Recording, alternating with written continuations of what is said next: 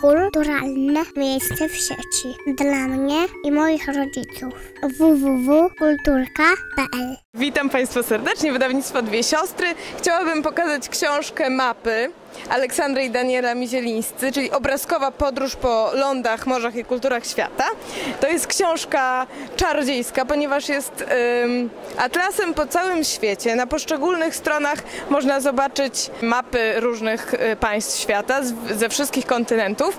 W konturach tych krajów jest wszystko, co w tych krajach jest. I natura, i zwierzęta, i jedzenie, i znani twórcy, i wszystko tak naprawdę, czego dusza zapragnie, co trzeba wiedzieć o tym kraju. A jest też bardzo dużo takich ciekawych rysunków, nawet do maluchów, do wyszukiwania. W każdym razie kopalnia wiedzy o świecie, do nauki geografii, biologii, wszystkiego, kultury szeroko pojętej.